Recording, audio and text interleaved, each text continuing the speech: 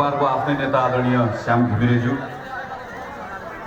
जुझारु एवं अत्यन्त सक्रिय आदरणीय दिदी नेता जिला संग्रौलाज्यू, नेपाली कांग्रेस सिन्धुलीका सभापति आदरणीय दाई उज्जवल बरालज्यू, हाम्रो संसदको एउटा अमूल्य दिदी आदरणीय प्रकाश श्रीज्यू, नेपाली कांग्रेसका नेता संविधान सभाका सदस्य आदरणीय मोहन दाई, यहाँ मञ्चमा अरू थुप्रै मेरो आदरणीय अग्रजहरू हुनुहुन्छ, मेरो थुप्रै मेरो पार्टीको विभिन्न जिम्मेवारी निर्वाह गरिराख्नुभएका सम्पूर्ण मेरो आदरणीय अग्रजहरूलाई म एकमुष्ट सबैलाई सम्मानका साथ सम्बोधन गर्न चाहन्छु। यहाँ मञ्चमा आज मोरङबाट आउनुभएको साथी हुनुहुन्छ, सिन्धुपाल्चोकबाट आउनुभएको नेपाल विद्यार्थी सङ्घको महामन्त्री, मोरङबाट आउनुभएको महिला सङ्घको केन्द्रीय सदस्य, उदयपुरबाट साथीहरू आउनुभएको छ, महोत्तरीबाट साथीहरू आउनुभएको छ, सिन्धुलीको त विभिन्न ठाउँबाट आउनुभएको छ।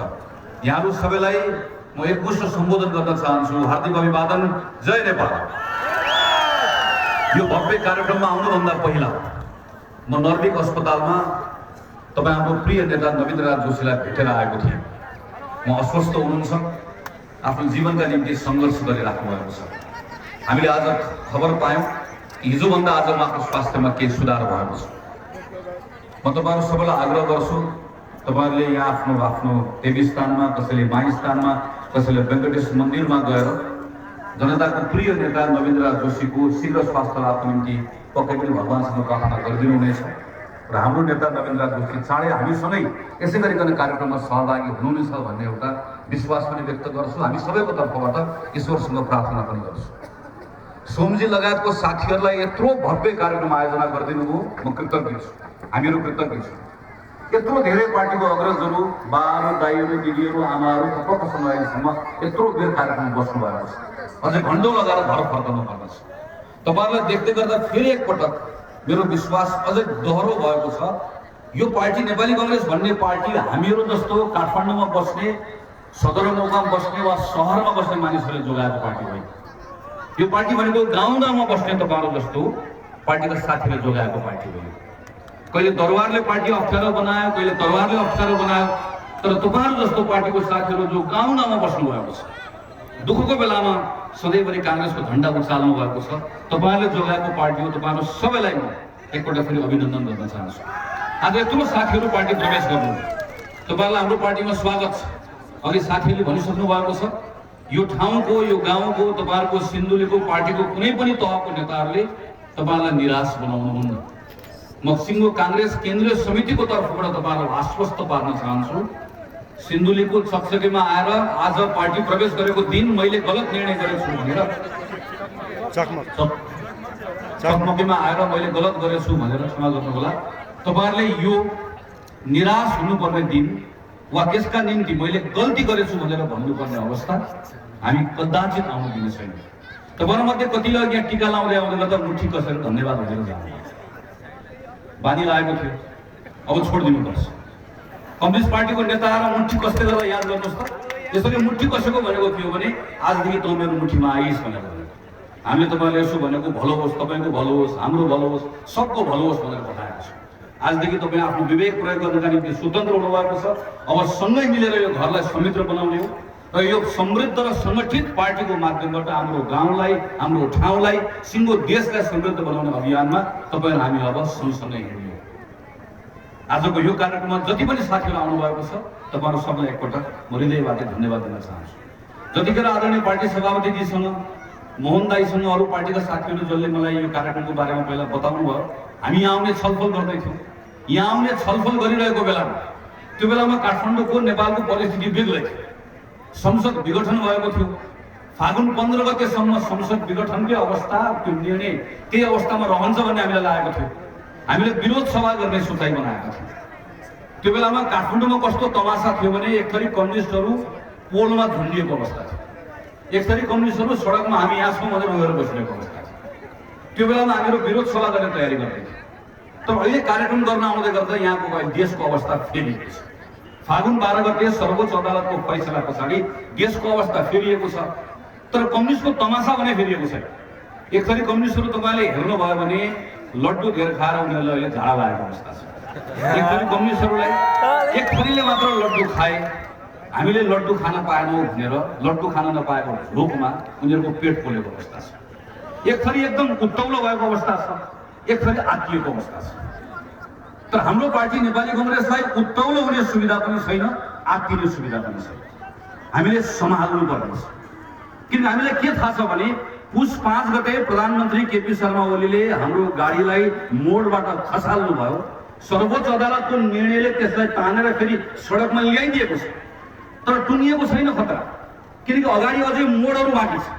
मोड बाँकी छ र गाडीको चालक सिटमा फेरि पनि सन्किएको चालक, त्यही चालक अहिले पनि त्यही ठाउँमा अझ मातिएर रन्थनिएर गाडीको चालक सिटमा पुरानै ड्राइभर हुनुहुन्छ। फेरि अर्को मोडमा खसाल्ने खतरा छ।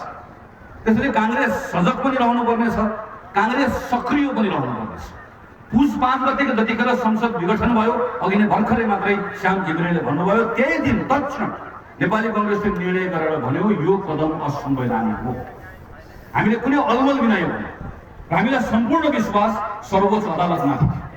प्रधानमन्त्रीले अदालतलाई तर्साउनु भयो, तपाईहरुले सुन्नुभयो। प्रधानमन्त्रीले अदालतलाई मेरो नियन्त्रणमा रहन्छ भन्ने भ्रम पाल्नु भयो, तपाईहरुले सुन्नुभयो। तर फागुन 12 गते नेपालको सर्वोच्च अदालतले प्रधानमन्त्रीको त्यो डर, प्रधानमन्त्रीको त्यो भ्रम दुईटैलाई चिर्लिएको छ। सर्वोच्च अदालतले संविधानले दिएको आफ्नो जिम्मेवारी निर्वाह गरेको छ। सर्वोच्च अदालतले न्याय गरेको छ। म नेपाली कांग्रेसको तर्फबाट सिङ्गो न्यायालयका न्यायमूर्तिहरू, त्यो बेन्चमा बस्ने न्यायमूर्ति मात्र होइन, यो बेलामा संविधानको पक्षमा उभिने ती पूर्व प्रधान न्यायाधीशहरूलाई पनि सम्झन चाहन्छु, उहाँहरू सबैलाई सम्मान गर्न चाहन्छु। सर्वोच्च अदालतले आज प्रधानमन्त्री चुक्दै गर्दा, त्यो चुकेको प्रधानमन्त्री सँगसँगै राष्ट्रपति पनि डुब्दै गर्दा आज एउटा अदालतले विवेक पुर्याउँदै गर्दा, न्याय पुर्याउँदै गर्दा नेपालको संविधानवाद जोगिएको छ। नेपालको संविधान एउटा ठूलो दुर्घटनामा पुग्ने कुराबाट जोगिएको छ र आज एकपटक फेरि विषय खेल संसदमा फर्किएको छ। तर अगाडिको बाटो सजिलो छैन। अलि साथीले चर्चा गरिसक्नु भएको छ। संसद आयो, 23 गते संसद बस्छ। संसदको सबैभन्दा ठूलो पार्टी कुन हो? Nepal communist party. अहिलेको अवस्था कस्तो छ? नेपाल कम्युनिस्ट पार्टी छ पनि, नेपाल कम्युनिस्ट पार्टी छैन पनि। नेपाल कम्युनिस्ट पार्टी छैन भनौँ, कानुनी हिसाबले नेपाल कम्युनिस्ट पार्टी एउटै छ। नेपाल कम्युनिस्ट पार्टी छ भनेर भनौँ, नेपाल कम्युनिस्ट पार्टी मनले कुनै पनि हामीले व्यवहारले कहीँबाट पनि एउटा पार्टीको रूपमा छैन। म त 23 गते के होला भनेर अनुमान गरिरहेको छु। कि साथीहरू कतापट्टि गएर बस्लान् यसो अनुमान गरिरहेको छु। सँगसँगै बस्लान् कि, कुममा कुम जोडेर बस्लान् कि, एकले अर्कालाई धकेल्लान् कि, प्रधानमन्त्री कसरी आउनुहुन्छ होला, प्रचण्ड र माधव नेपाल सँगसँगै सुभाष खनाल बस्नु होला कि नबस्नु होला, कम्युनिस्ट एक हौँ भनेर भन्नु होला कि वरपर एउटा दाहिने एउटा देब्रेतिर हेरेर बस्नु होला। संसदमा 23 गते के होला भनेर अनुमान लगाएर दङ्ग बन्न बसिरहेको छु। तर जे भए तापनि 23 गते संसद चल्छ। नेपाल कम्युनिस्ट पार्टी संसदभित्रको अहिले पनि ठुलो दल हो र संसदभित्रको ठुलो दलको अभिगत यस्तो छ कि एउटा नेपाल कम्युनिस्ट पार्टीभित्रको एउटा समूह सम्पूर्ण धुर्त्याइका साथमा कानुनको त्यो छिद्रहरू खोजिरहेको छ जसबाट यो संसदले निकास नपाओस्, जसबाट देशले निकास नपाओस्। प्रधानमन्त्री केपी शर्मा ओलीले नेतृत्व गर्नुभएको नेपाल कम्युनिस्ट पार्टीको त्यो समूह देशलाई बन्धक बनाउन चाहन्छ, कानुनको छिद्रहरूमा छिरेर देशलाई बन्धक बनाउन चाहन्छ, संसदलाई बन्धक बनाउन चाहन्छ। एउटा समूह यस्तो छ। नेपाल कम्युनिस्ट पार्टीभित्रको अर्को समूह जसको नेतृत्व प्रचण्ड माधवले गर्नुभएको छ, त्यो समूह रुम्चे छ, त्यो समूह हुतियारा छ, त्यो समूह बिचारा छ। नेताहरूको घर घर गएर ढोगेर भ्याइनु गइरहेको छ। एउटा हुतियारा जस्तो छ, एउटा उत्तौलो छ। एउटाले धुर्त्याइ गर्छ, एउटाले त्यसलाई रोक्ने ताकत राख्दैन। यो नेपाल कम्युनिस्ट पार्टी सदनभित्र अहिले पनि कानुनी हिसाबले, प्राविधिक हिसाबले ठूलो दलको रूपमा रहेको र यसले निकास दिने क्षमता नराखेको हुनाले गर्दा नेपालको राजनीतिको अगाडिको बाटो सजिलो छैन। यसलाई चिर्नु पर्ने आजको दिनमा त्यो क्षमता नेपाली कांग्रेसले राख्नुपर्नेछ। यसका लागि कांग्रेसको स्पष्ट दृष्टिकोण आवश्यक छ, जसको बारेमा पार्टीको नेताहरूले चर्चा गरिसक्नु भएको छ। नेपाल कम्युनिस्ट पार्टीले सिङ्गो देशलाई धोका दिएको छ। पुस 5 गते भएको विघटन प्रधानमन्त्री केपी शर्मा ओलीले मात्र दिनुभएको धोका होइन, नेपाल कम्युनिस्ट पार्टीले दिएको धोका। नेपाल कम्युनिस्ट पार्टीले जनताको अपमान गरेको, जनमतको अपमान गरेको, निर्वाचनको अपमान गरेको, संविधानको अपमान गरेको, तपाईँको र मेरो अपमान गरेको। 5 वर्षको निम्ति नेपाल कम्युनिस्ट पार्टीले सरकार चलाउन पायो। 5 वर्ष सरकार चलाउन पाउँदै गर्दा के भनेर गएको नेपाल कम्युनिस्ट पार्टी सरकार चलाउन जिम्मा लिएर जाँदै गर्दा 5 वर्षभित्रमा तपाईँ मेरो प्रत्येकको आयलाई दोब्बर बनाउँछु। 2 वर्षभित्रमा एउटा पनि कृषिका निम्ति हाम्रो खाद्य वस्तु तरकारी फलफुल एउटा पनि भारतबाट किनेर खानुपर्ने अवस्था म बाँकी राख्दिनँ। 5 वर्षभित्र हाम्रा किसानको उपजलाई म बाहिर बेच्छु। 5 वर्षभित्र कतार मलेसियामा गएका लाखौं मान्छेलाई नेपाल फर्काउँछु, यहाँ रोजगारी दिन्छु। 5 वर्षभित्र नेपालमा भ्रष्टाचारलाई शून्य बनाउँछु। 5 वर्षभित्र फास्ट ट्र्याक रोड बनाउँछु। 5 वर्षभित्र पूर्व पश्चिम राजमार्गको छेउछेउमा विद्युत रेल कुदाउँछु। मैले भनेको होइन, नेपाल कम्युनिस्ट पार्टीले भोट माग्दै गर्दा सिन्धुली काठमाडौँ सबै ठाउँमा यही घोषणा पत्रका कारण मत मागेको। पुस 5 गतेको कुरा होइन, त्योभन्दा पहिला 3 वर्ष बितिसकेको थियो। 3 वर्ष बित्दै गर्दा नेपाल कम्युनिस्ट पार्टीले निर्वाचनको बेलामा गरेका यी बाछाहरूको एउटा छेउ पनि पुरा गर्न सकेको थिएन। जतिखेर उसँग नेपालको इतिहासको सबैभन्दा बढी अनुकूलता थियो। त्यसकारणले गर्दा मैले भनेको नेपाल कम्युनिस्ट पार्टी त्यो 3 वर्षमा पनि सम्पूर्ण रूपमा असफल रह्यो। यो असफलताको नेतृत्वदायी भूमिकामा प्रधानमन्त्री ओली रहनु। नेपालको इतिहासमा सबैभन्दा अनुकूलता प्रधानमन्त्री ओलीले पाउनुभयो। 2/3 बहुमत बीपी कोइरालाले पनि पाउनुभयो। तर बीपी कोइरालाले बहुमत पाउँदै गर्दा त्यो संसदभन्दा बाहिर शक्तिशाली दरबार थियो। दरबारको हातमा तरबार थियो र हर पल बीपी कोइरालाको सरकारलाई कमजोर बनाउनका निम्ति उसँग एउटा उद्देश्य थियो। जीपी कोइरालाले बहुमत पाउँदै गर्दा त्यो बेलामा भर्खर मात्रै प्राप्त गरेको प्रजातान्त्रिक पद्धति थियो। हामीले आफ्नो दलभित्रको समस्यालाई मिलाउन नसकेको अवस्था थियो। तर जतिखेर प्रधानमन्त्री ओलीले बहुमत पाउनुभयो, करिब 2/3 बहुमत, आज उहाँहरूको दलभित्रको झगडा छ। तर म सम्झन्छु त्यो बेला नेपालको राजनीतिक इतिहासमा दलभित्र पनि सबैभन्दा शक्तिशाली, संसदभित्र पनि शक्तिशाली, भर्खर संविधान निर्माण भएको, देशभरिको नागरिकहरूले स्थिरता चाहेको, संसदभित्र कमजोर तर जिम्मेवार प्रतिपक्षको रूपमा रहेको नेपाली कांग्रेस, संख्याका हिसाबले कमजोर, नियतका हिसाबले जिम्मेवारी, यो सबै अनुकूलताका बीचमा यो 3 वर्ष नेपाल अर्को ठाउँमा पुग्नु पर्ने थियो, पुगेन। प्रधानमन्त्री केपी शर्मा ओलीको नियत ठिक थिएन, योग्यता थिएन र राज्य चलाउनका निम्ति चाहिने संवेदनशीलता थिएन। यो 3 वर्ष तपाईँ सम्झनुहुन्छ भने सबैजनाले अहिले पुस 5 गते पछाडिको कुराहरू मात्र सम्झनु भएको छ। पुस 5 गते पछाडिको मात्र नसम्झनुहोस्। म कांग्रेसको साथीहरूलाई आग्रह गर्छु, पुस 4 गतेको स्थिति ठिक थिएन, पुस 3 गते पनि ठिक थिएन, गएको वर्ष वैशाखमा पनि ठिक थिएन, गएको वर्ष यो महिना पनि ठिक थिएन। जतिखेर सबै कुरा ठिक थियो, सरकार चलाएको कुरा ठिक थिएन। तपाईँ संसदमा ल्याएको कानुनहरू सम्झनुहोस्। प्रधानमन्त्री केपी शर्मा ओलीको सरकारले संसदमा ल्याएका कानुनहरूलाई रोक्ने ताकत नेपाली कांग्रेसले तपाईँ हाम्रो बलमा नराखेको भए आज तपाईँको बोल्न पाउने, लेख्न पाउने, हिँड्न पाउने, स्वतन्त्रता प्रयोग गर्न पाउने अधिकार एकपछि अर्को खोसिएर गएको अवस्था हो। प्रधानमन्त्री केपी शर्मा ओली संघीयताप्रति, लोकतन्त्रप्रति, गणतन्त्रप्रति, समग्रमा यो व्यवस्थाप्रति इमानदार रहनुभयो। 3 वर्षभरि रहनुभयो। सबैभन्दा बढी अनुकूलताको अवस्था रहँदै गर्दा, सबैभन्दा बढी सजिलो अवस्था रहँदै गर्दा थुप्रै क्षेत्रमा थुप्रै कुरा बदल्न सकिन्थ्यो। 3 वर्ष भनेको सानो समय होइन। नेपालको शिक्षा, नेपालको स्वास्थ्य, नेपालको कृषि, नेपालको उद्योग, नेपालका तन्नेरीहरूले यही काम गर्न पाउने कुरा, नेपालको पूर्वाधार 3 वर्षभित्र थुप्रै कुरा बदल्न सकिन्थ्यो। बिहानदेखि बेलुकासम्म rail rail rail rail rail rail rail भनेर मन्त्र जपेर बस्नुभएको प्रधानमन्त्रीले 3 वर्ष, 3 सुनौलो वर्ष खेर फाल्नुभयो। किनकि प्रधानमन्त्री ओलीसँग देश कसरी बदल्ने भन्ने न सपना थियो, न संकल्प थियो, न सुझबुझ थियो। अहंकार राख्नुभयो, नियत ठिक राख्नु भएन, योग्यता राख्नुभयो। तर यो सबै राख्दै नराख्दै गर्दाखेरि पनि के हुन सक्दथ्यो भने प्रधानमन्त्री देशको नागरिकको आफूको बाँच्न पाउने अधिकारप्रति संवेदनशील बन्न सक्ने अवस्था हुन्छ। अघि दिदा दिदीले चर्चा गर्नुभयो निर्मला पन्तको बारेमा। निर्मला पन्त तपाईँ हाम्रो छोरी, बहिनी, उसको बलात्कार भयो। म बलात्कारी को थियो मलाई थाहा छैन। बलात्कारीले सजाय पाउनुपर्छ हामी सबैले भनिरहेका छौँ। प्रधानमन्त्रीले वा नेपाल सरकारले सजाय दिन चाहेन, म त्यो पनि भन्दिनँ। तर म सम्झन्छु त्यो दिन म कञ्चनपुर गएको थिएँ। निर्मलाका 12 आमा केही दिनदेखि अनसनमा बसेका थिए। म स्टेजमा गएर उनको बालाई भेट्न गएँ, आमालाई भेट्न गएँ र मैले कुराकानी गरेँ। उनको बा बडबडाइरहेका थिए र बडबडाउँदा उनले मलाई जम्मा एउटा कुरा भने, मैले उनको कुरा बुझिनँ। तर कुराको विषयमा उनले मलाई के भने तपाईँको पनि दुईटा छोरी छ होइन? मैले भने हो। तपाईँको छोरीको पनि मेरो छोरी जस्तै बलात्कार गरेर हत्या भएको भए तपाईँ के भन्नुहुन्थ्यो मान्यज्यू भनेर भनेको कुरा म सम्झन्छु। मसँग बोल्ने कुराहरू केही पनि थिएन। म आँखाभरि आँसु लिएर काठमाडौँ फर्केर आएँ। म रोएँ, किनकि म कुनै पार्टीको कार्यकर्ता भन्दा पहिला मान्छे हो, दुईटा सानसानो छोरीको बाउ। त्यो संवेदनशीलता एउटा नागरिकमा हुन्छ। राज्य चलाउने मान्छेमा अझ बढी हुनुपर्छ। जनताको दुःखमा नरुने शासक त्यसले लोकतन्त्रमा शासक हुने योग्यता राख्दैन। मैले प्रधानमन्त्रीलाई फर्केर आएर संसदमा आएर भने जम्मा हाम्रो प्रधानमन्त्रीले एउटा कुरा गरिदिएको भए हुन्थ्यो।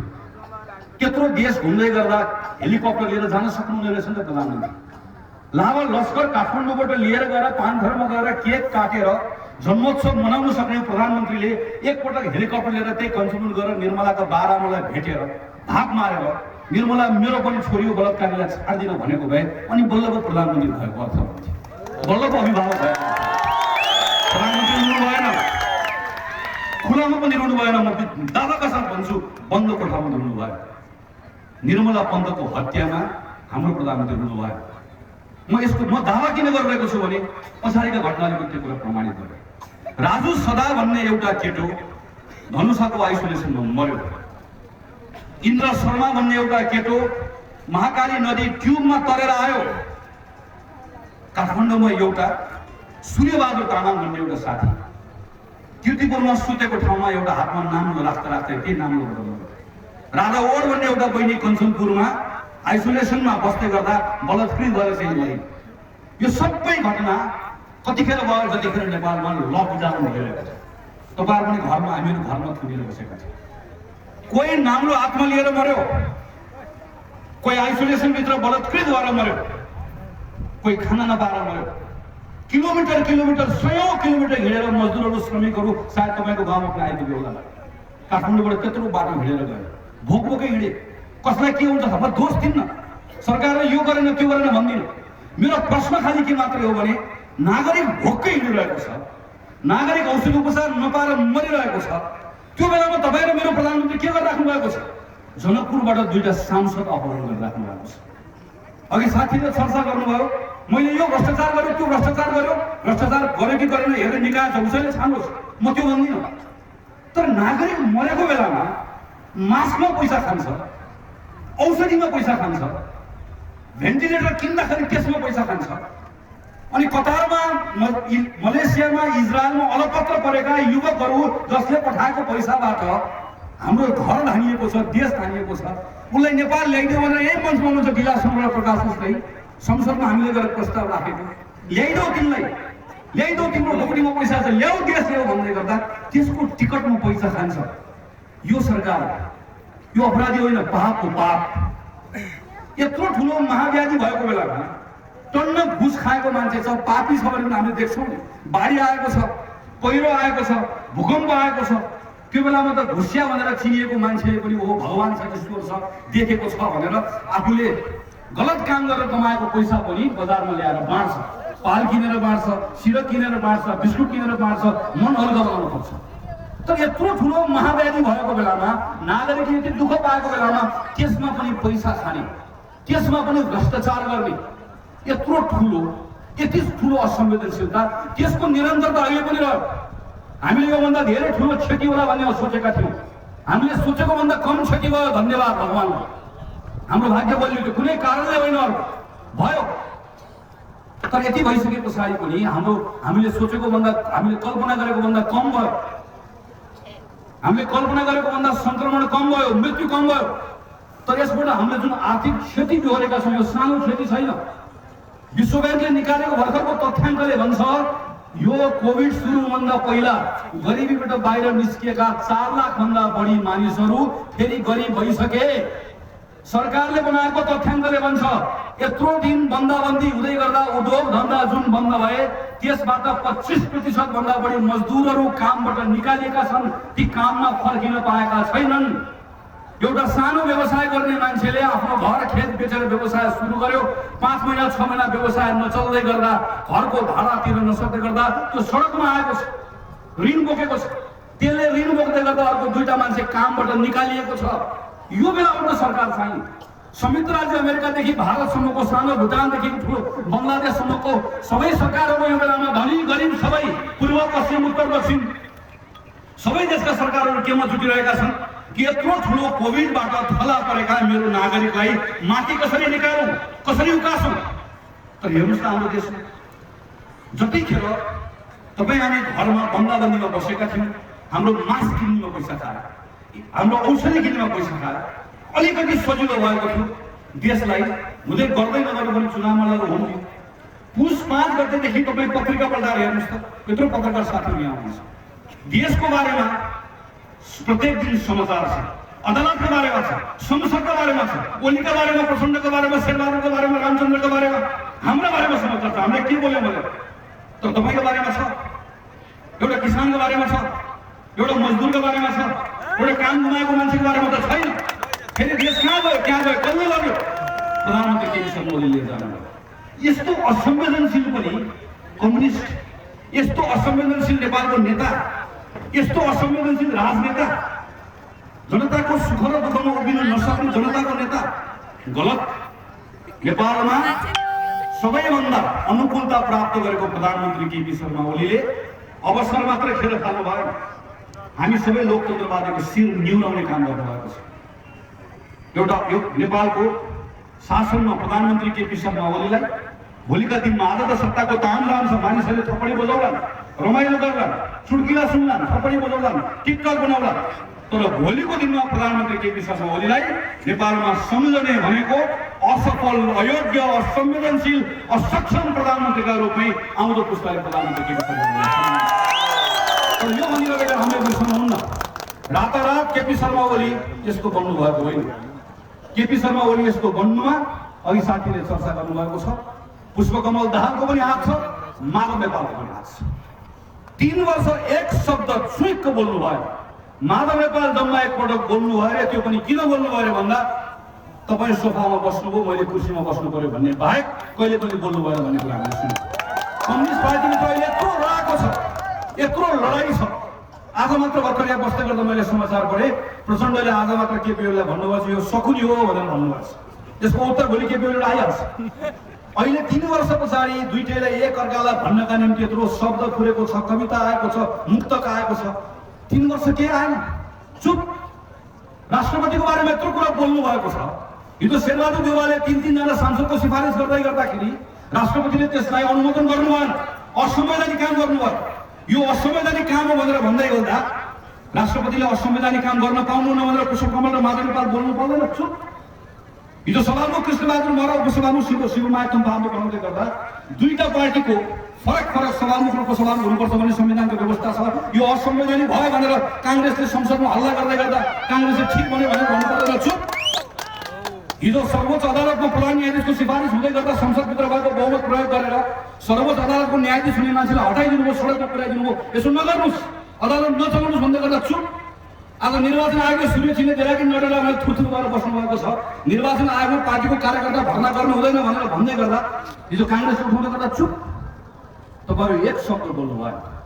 त्यो नबोल्नुको पछाडि कारण छ, त्यो नबोल्नुको पछाडि कारण छ। त्यो कारण भनेको तपाईँहरूको लोभ, तपाईँहरूको मनभित्र भएको लालसा। पुष्पकमल दाहाललाई केपी ओलीले सधैँभरि एउटा कुरा भन्नुभएको थियो, मेरो अनुमान सधैँभरि एउटा कुरा भन्नुभएको थियो, कमरेड मेरो स्वास्थ्य धेरै ठिक छैन, यो प्लेन हो प्लेन, तपाईँहरूमा 2टा पाइलट हो, यी बाँकेको पछाडि बसेका मान्छेहरू सब सहयोगी हुन्। मैले केही समय चलाएपछि म विश्राम लिनै पर्छ, यो प्लेन हो, तपाईँले चलाउनु हो कमरेड। पुष्पकमल दाहाल दङ्ग। माधव नेपाललाई एक्लै कोठामा बोलाएर के भनिदिनु भएको फेरि भने कमरेड हो, माओवादी हो, मौका परेको बेलामा कुइनले धकेलेर निकालिदिनुपर्छ। हिजोको एमाले एक हुनुपर्छ कमरेड। माधव नेपाल दङ्ग। नारायण काजी श्रेष्ठ र वामदेव गौतम 2 ठाउँ चुनाव हारेको मान्छे प्रधानमन्त्रीका गएर बिहान बेलुका धुप हालेर चुनाव हार्ने मान्छे राष्ट्रिय सभामा झालबाट चिल्लाउनु भयो। जिउँदै भएको नेता झलनाथ खनालले आफ्नो नाममा फाउन्डेसन खोलेर प्रधानमन्त्रीको अगाडि गएर कचौरो थापेर कमरेड सर्प पाल्नु पर्यो भनेर 72 करोड थापेर ल्याउँछ एक एकको मनमा रहेको लोभलाई सिनेको प्रधानमन्त्री तपाईँलाई हेपेको प्रधानमन्त्री तपाईँहरूको नारी छानेको त्यसैले दुस्साहस गर्ने आँट गरेको यो दुस्साहसका विरुद्ध कांग्रेस उभियो यो दुस्साहसका विरुद्ध जनताको पंक्ति सडकमा ओर्ले यो दुस्साहसको विरुद्ध सर्वोच्च अदालत उभियो त्यसकारणले गर्दा आज दुस्साहस असफल भएको छ त होइन भने सिङ्गो नेपाल कम्युनिस्ट पार्टीले प्रधानमन्त्री ओलीलाई पुस 5 गतेको ठाउँमा पुर्याएको नेपाल कम्युनिस्ट पार्टी तपाईँलाई थाहा छ यो सिन्धुलीमा एमाले थियो माओवादी थियो एक गाउँपालिका लड्दै गर्दा कर्णदेशले लड्दै गर्दाखेरि त्यो बेलामा एमाले र माओवादी सँगसँगै हामीहरूसँग चुनाव लड्दै गर्दा तपाईले कसरी लागेको थियो एमाले र माओवादी रातरात मिलेर एउटा नयाँ पार्टी बन्छ भने एमाले पनि हामीसँग कुरा गर्न आउँथ्यो माओवादी हामीसँग कुरा गर्न आउँथ्यो बरु कांग्रेस ठिक छ यो माओवादी ध्यानमा भन्थ्यो यो एमाले भनेको सडेगलीको कम्युनिस्ट भनेको हामीले गाउँ गाउँमा सुनेको हो रातरात मिलेर एउटा पार्टी भएर आयो कसरी भएर यो पार्टी बनाउँदै गर्दा सम्मेलन गरेका थिए कि यो पार्टी बनाउँदै गर्दा ठुलो विचारको पुस्तक लेखेका थिए कि गाउँ गाउँमा पठाएका थिए कि गाउँ गाउँमा सभा गरेका त्यो पनि गरेका थिए रातारात काठमाडौँको एउटा ठेकेदार साहबको घरमा बसेर दुईटा कमरेडले हामी एक हौं भनेर आएका थिए किनकि केपी ओलीको हिसाब थियो म एक्लै लडे भने कांग्रेसले यो पटक भ्याइदिन्छ प्रचण्डको हिसाब थियो सिन्धुली आउँदै रहे भन्ने सुन्दैछु एक्लै लडे भने चितवनमा पनि कांग्रेसले भ्याइदिन्छ भन्ने प्रचण्डको हिसाब किताब दुवैजना डर एउटालाई प्रधानमन्त्री हुन नपाउला भन्ने डर अर्कोलाई चितवनबाट चुनाव हार्ला भन्ने डर अनि एउटा घिउ बेच्छु एउटा तरवार बेच्छु मौका परेको बेलामा हानिदिन्छु भनेर दुईटा मिलेर रातारात आज त्यसै झगडा भएको होइन हामीले देखेका छौँ कम्युनिस्ट पार्टी कसरी बनेका छन् फुटेका छन् एउटा विषयमा एउटा सिद्धान्तमा कत्रो मेहनत गरेका छन् लागेका छन् हाम्रो पार्टीभन्दा फरक हो नि उहाँहरूको चल्ने तरिका फरक छ देशलाई हेर्ने अन्तर्राष्ट्रिय विषयले हेर्ने बारेमा उहाँहरूको दृष्टिकोण मतमतान्तर भएको हामीले पढेका छौँ सुनेका छौँ तर के पनि भयो रातारात एउटा पार्टी बनाउनु छलफल नगरिकन सिद्धान्त के हो विचार के हो कार्यक्रम के हो कार्यदिशा के हो के पनि छैन जम्मा एउटा कुरा हो सिंहदरबार जम्मा एउटा कुरा हो माओवादीले इमानदार दलले बसेर काम गर्ने भुइँमा बसेर काम गर्ने कार्यकर्ता गाउँमा झगडा गरेर बसिरहेको एमाले हो माओवादी हो भनेको ठाउँमा रातारात दुईटा पार्टीका नेताहरू मुठी कसेर आएर हामी एक हौं भनेर भनिसकेपछि कार्यकर्ता जिल्ल भयो सँगसँगै आएर उहाँले आएर भनिदिनु भयो नेपाल कम्युनिस्ट पार्टीको नेताले भनिदिनु भयो हाम्रो पार्टी भनेको आलु जस्तो पार्टी हो माओवादी नेताले भन्नु हाम्रो पार्टी भनेको काउली जस्तो पार्टी आलु जस्तो पार्टी भएकोले जमिन मुनि फल्छ तलको आलु खान मिल्छ काउली जस्तो पार्टी भएकोले जमिन माथि फल्छ माथिको फुल खान मिल्छ तर हामी दुईटा पार्टी मिलाएर संश्लेषण विश्लेषण गरेर हामीले क्रान्ति गरेर कि नयाँ एउटा बिउ निकालेका छौँ कमरेडहरूले गाउँ गाउँमा रोक्नुहोस् अनि हेर्नुहोस् कमरेड घरमा रोक्नुहोस् बालीमा रोक्नुहोस् मल हाल्नुहोस् बिउ हाल्नुहोस् अनि हेर्नुहोस् कमरेड यो नयाँ बिउले यस्तो नयाँ बिरुवा दिन्छ तल आलु फल्छ माथि काउलीको फुल फल्छ काउली पनि खाने मिल्छ आलु पनि खाने मिल्छ सब कार्यकर्ता दङ्ग परेर आए तपाईँको गाउँमा वडामा दङ्ग हिजोसम्म मारमार गर्नेहरू मुठी कसेर अब कांग्रेस पत्ता साफ अब गयो कांग्रेस सिन्धुलीको 9औं पालिका हाम्रो देशै हाम्रो भन्दै अहिले 3 वर्षपछि आएर यताबाट कोही माइती घरमा हामी यहाँ छौँ भनेका छन् कोही त बस्दै गर्दा तमासा देखाउँदै गर्दा बल्ल आएर बारीमा आएर हेर्दै गर्दा बल्ल कम्युनिस्ट पार्टीको साथीहरूले देख्नु भएको छ तल आलु माथि काउली होइन तल काउलीको जरा छ माथि आलुको पात छ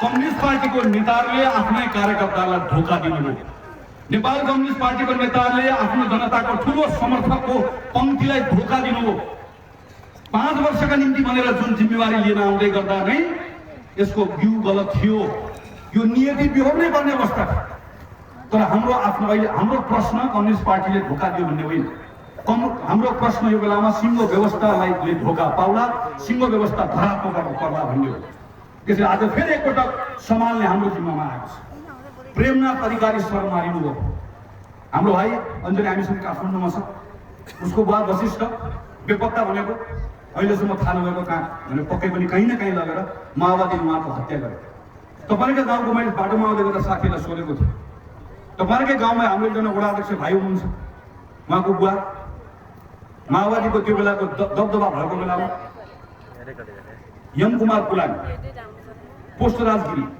उहाँलाई किन हानियो किन गरियो कसैले त्यसको जवाफ दिनु पर्यो तर त्यो बेलाको दिनहरू सम्झाउनुहोस् त यहाँ थुप्रै अग्रजहरू हुनुहुन्छ कति त तन्नेरी साथीहरू हुनुहुन्छ बाआमाहरू यहाँ हुनुहुन्छ सम्झनुहोस् त 58-59 सालमा तपाईँहरूको गाउँको हालत के थियो।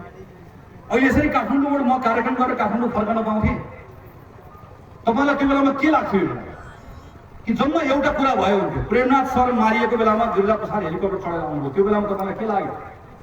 वशिष्ठ कोइराला मारिएको बेलामा तपाईँलाई के लाग्यो? पुनामी दाईमाथि प्रहार हुँदै गर्दा तपाईँलाई के लाग्यो? जम्मा एउटा कुरा लाग्यो, यो हत्या हिंसाबाट नेपाल बाहिर निस्किदियो हुन्थ्यो। जम्मा त्यति कुरा लाग्यो। देशले एउटा कुरामा निकास गर्यो, मान्छे मार्ने क्रम यो बन्द भइदियो हुन्थ्यो भन्ने खोज्यो। हाम्रो साथीहरू मारिनु भएको थियो।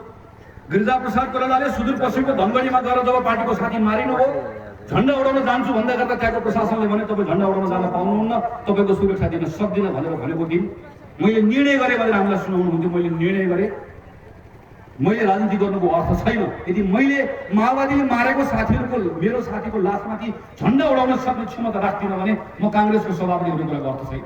मैले यो देशलाई सारा पार्टीको साथीले एकताबद्ध बनाएर हतियार हिंसाको यो हालबाट बाहिर निकाल्नुपर्छ, निकास दिनुपर्छ। कति घाउ थियो हामी, कति छोड थियो, ती सबै कुरालाई बिर्सेर पार्टीको साथीहरूको मद्दतबाट सिंह आन्दोलन हामीले निर्माण गर्यौँ, देशलाई हत्या हिंसाको यो हालबाट बाहिर निकाल्यौँ। सुशील कोइरालाको नेतृत्वमा संविधान निर्माण गर्ने बेलाको सजिलो बेला थियो। जतिखेर एमाले र माओवादीको बिचमा सँगै बस्ने, दुईजनाको बिचमा संवाद गर्ने अवस्था थिएन। एउटा संविधान सभा सफल भएको थियो। प्रचण्डको नेतृत्वको संविधान सभा, माधव कुमार नेपालको, बाबुराम भट्टराई, जगन्नाथ खनाल एकपछि अर्को कम्युनिस्ट पार्टीको नेताहरूको नेतृत्वमा भएको संविधान सभा र सरकार असफल भइसके पछाडि सुशील कोइरालाको नेतृत्वको त्यही संविधान सभाले संविधान निर्माण गर्ने काम गर्यो। म अहिले पनि सम्झन्छु ती दिनहरू।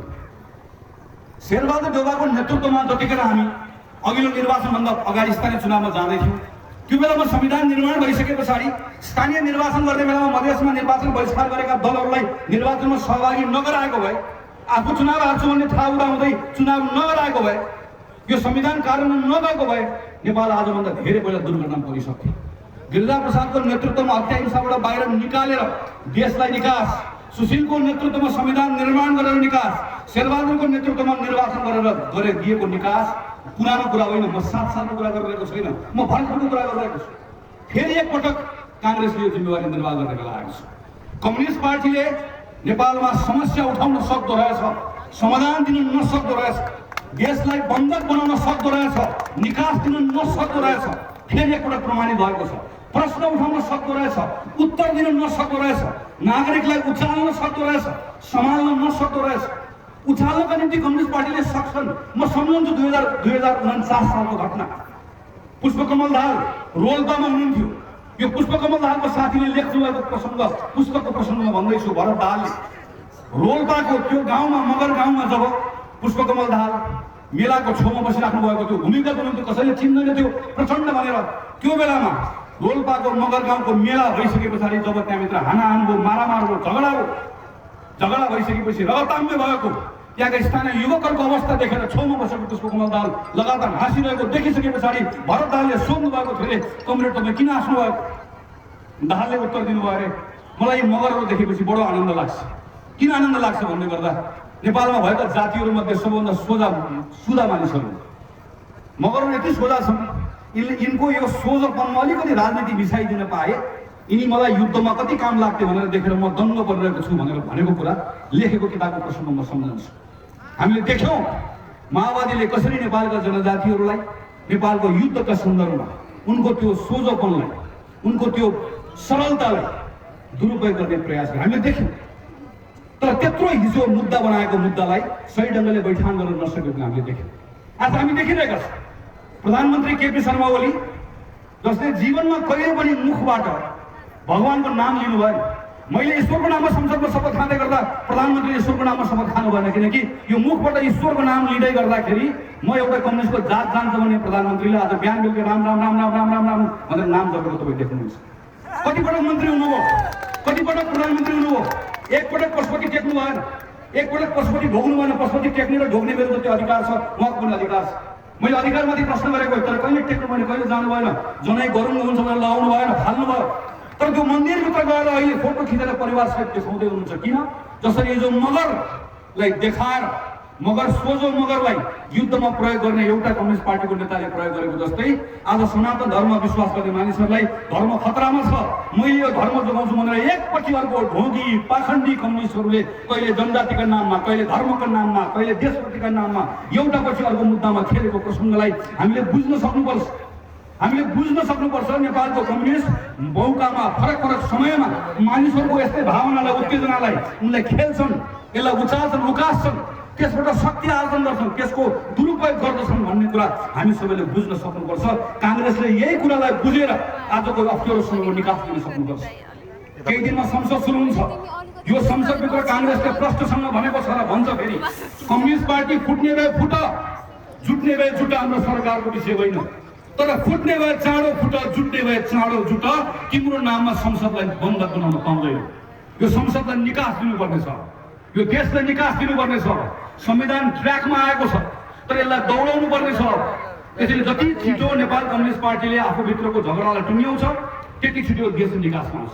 हामी कम्युनिस्ट पार्टीको झगडाभित्र हात हाल्दैनौँ, हामीलाई कसैलाई उचाल्नु छैन, कसैलाई उकास्नु छैन, हामी दाहिनेपट्टि देब्रेपट्टि कतैपट्टि पनि लाग्दैन।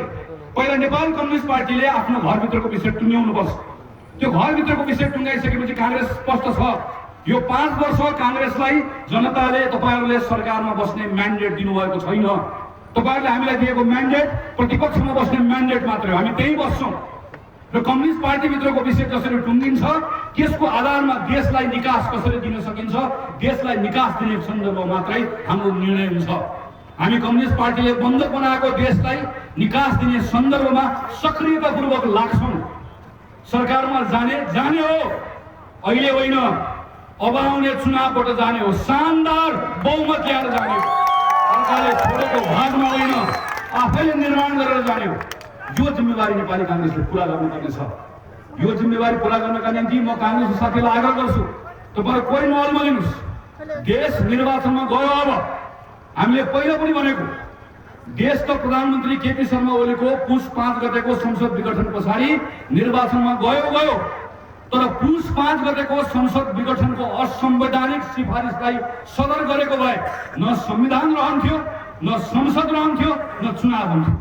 अब देश चुनावमा जान्छ, तर कहाँबाट जान्छ? संविधानको ट्र्याकबाट जान्छ, संसदबाट जान्छ, प्रक्रियाबाट जान्छ, विधिबाट जान्छ। चुनावमा यस कारणले गर्दा पनि जान्छ किनकि काङ्ग्रेसले सरकार चलाउने म्यान्डेट पाएको छैन, नेपाल कम्युनिस्ट पार्टीसँग सरकार चलाउने क्षमता छैन। यो नभइसके पछाडि ढिलो चाँडो चुनावमा नभइकन सुख छैन। त्यसैले पार्टीको प्रत्येक साथीलाई मेरो आग्रह छ, अब पार्टीलाई महाधिवेशनमा पनि लिएर जानुपर्नेछ, पार्टीको आन्तरिक कुरा पनि मिलाउनु पर्नेछ, तर सँगसँगै चुनावमा पनि लिएर जानुपर्नेछ।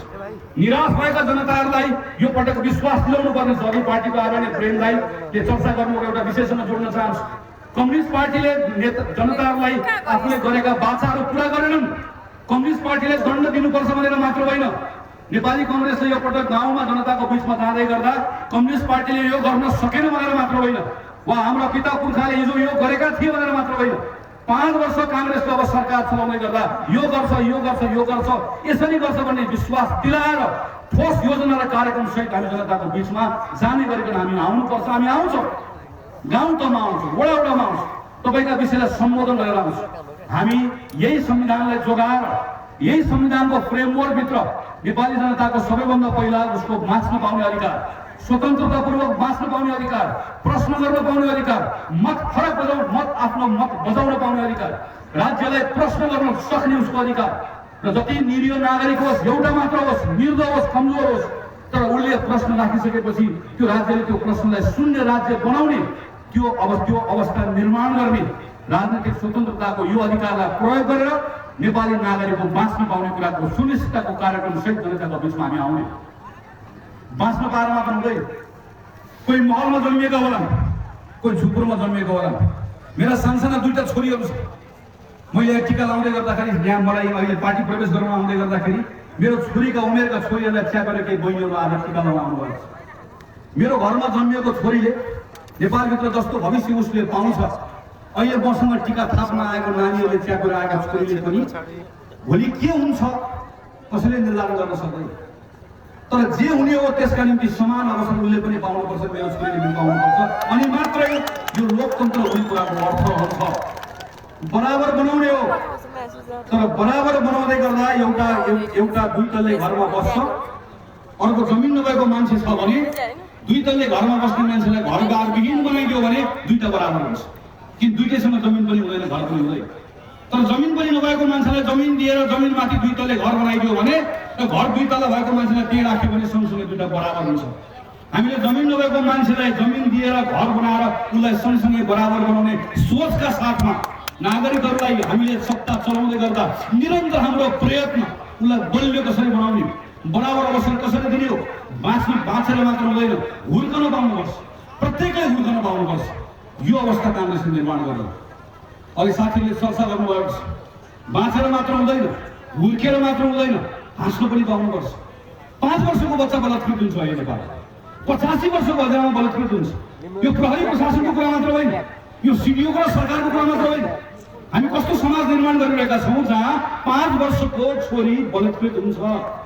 आज मात्र मैले समाचारमा पढेँ, खोटाङको पहाडको एउटा गाउँमा दलितले गरेको भोजमा एउटा ब्राह्मणको परिवारमा जन्मेको छोराले दलितको भातबाट दही खाएको न्युमा गएको 3 वर्षदेखि बहिष्करण परेको मुद्दा मानवाधिकार आयोग लडिरहेको छ। संविधानमा यत्रो कुरा लेख्यो, तर हामी अहिले पनि एउटा दलितसँग सँगै बसेको आरोपमा समाजबाट बहिष्कृत हुनुपर्ने यो कुरा सँगसँगै बाँचिरहेका छौँ। हामीले कुरालाई बदल्ने हो, हामीले सबै कुरालाई निवेदनलाई भत्काउने हो, हाम्रो संरचनालाई बदल्ने हो।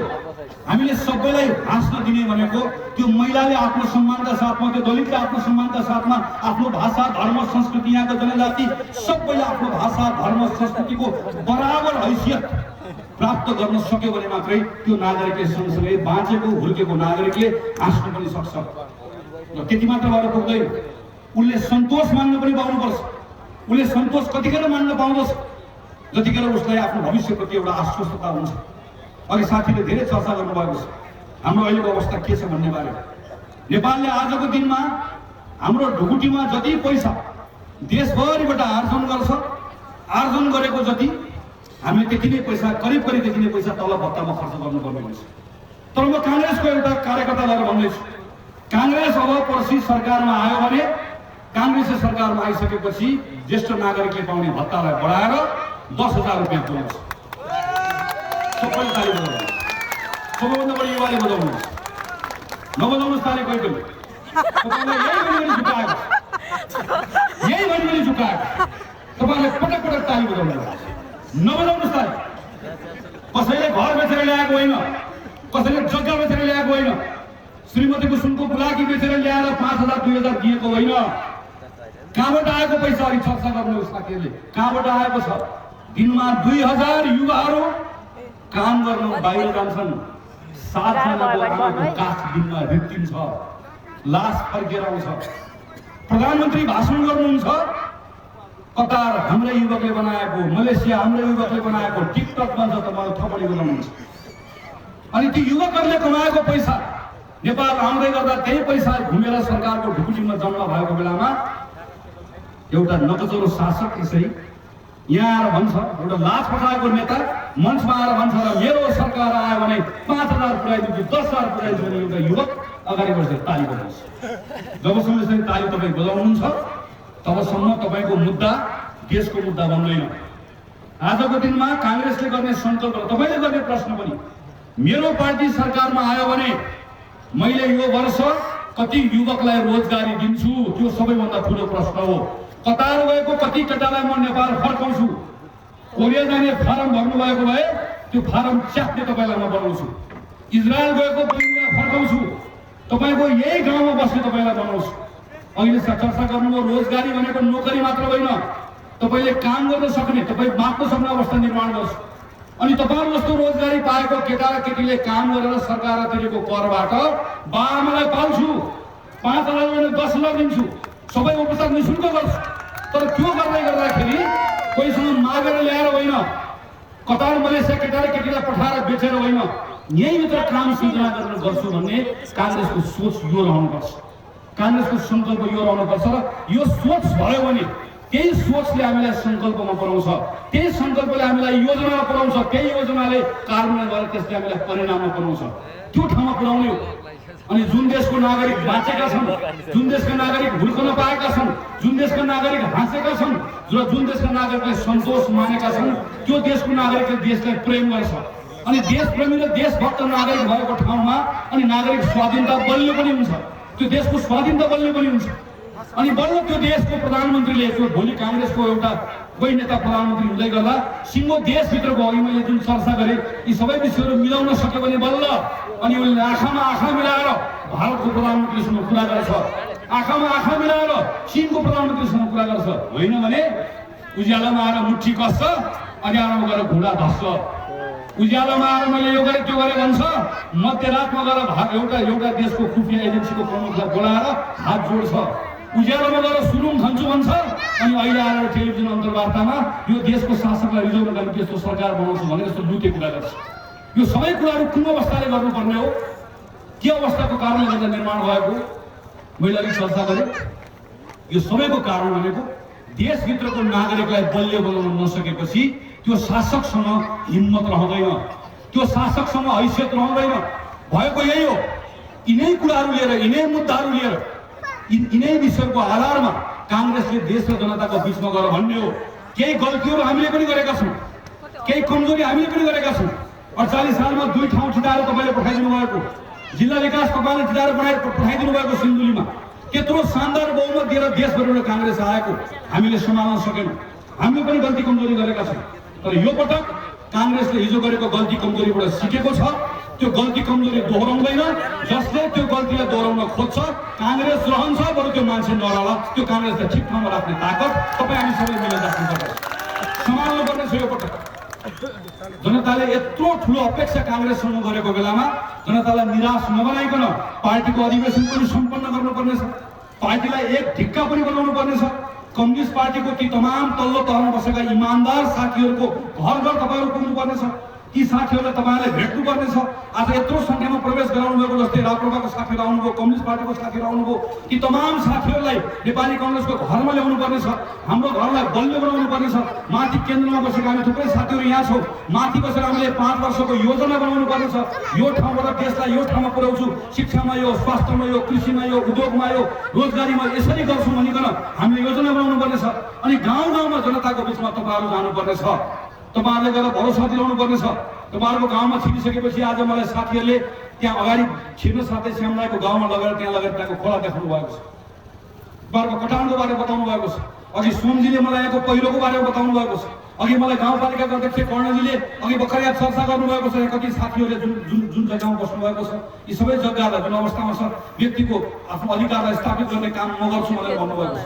तपाईँहरूको साथीहरूले यहाँ स्वास्थ्य चौकीको बारेमा कुरा गर्नुभएको छ, अस्पतालको बारेमा अघि सुरुमा साथीले कुरा गर्नुभएको छ, यहाँको युवाहरूले पाउने मौकाको बारेमा कुरा गर्नुभएको छ। तपाईँ तल यी सबै कामहरू पुरा गर्ने सङ्कल्पका साथमा, योजनाका साथमा तल तपाईँहरू काम गर्नुहोस्। अर्को पटक तपाईँहरूको गाउँमा आउँदै गर्दा गाउँको तहबाट तपाईँले बोल्नु भएको, तपाईँले गर्न सक्ने कुरा पुरा गर्नुहोस्। यी साथीहरू जो जसलाई जे गर्न सक्नुहुन्छ गाउँको तहबाट पुरा गर्नुहोस्। म सिन्धुलीको साथीलाई यति मात्रै भन्छु, यो पटक केही समयपछि निर्वाचन हुन्छ, 2टा सांसद काठमाडौँ तपाईँहरूले पठाइदिनुहोस्। काठमाडौँबाट त्यो सांसद सिन्धुली रित्तै आउँदैन। तपाईँले देख्नुभएको, तपाईँले राख्नुभएको तपाईँको आकाङ्क्षा सम्बोधन गर्ने गरी आउँछ। मैले पहिला पनि एकपटक आएर भनेको थिएँ, संविधान सभामा काङ्ग्रेसले मत माग्दै गर्दा भनेको थियो हामीलाई जिताएर पठाउनुहोस्, 70 सालमा हामीलाई काम गर्ने मौका दिनुहोस्।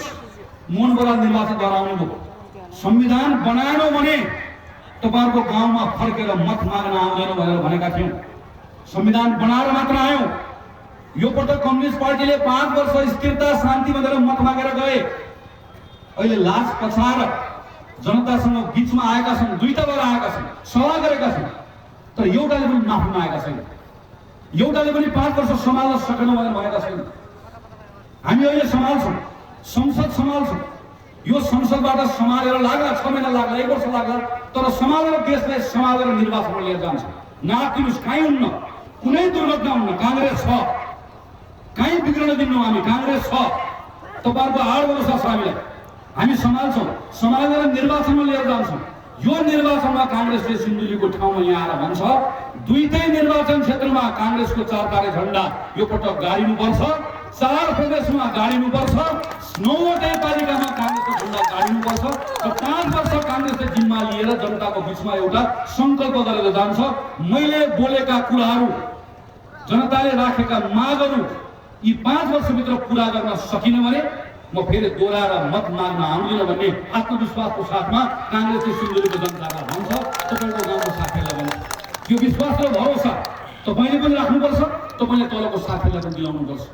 किनकि लामो समय भयो, 2007 सालदेखिको चक्र घुमेको घुमै छ। प्रजातन्त्र आयो गयो, 46 सालपछि आयो गयो, फेरि आयो गयो, फेरि आयो गयो।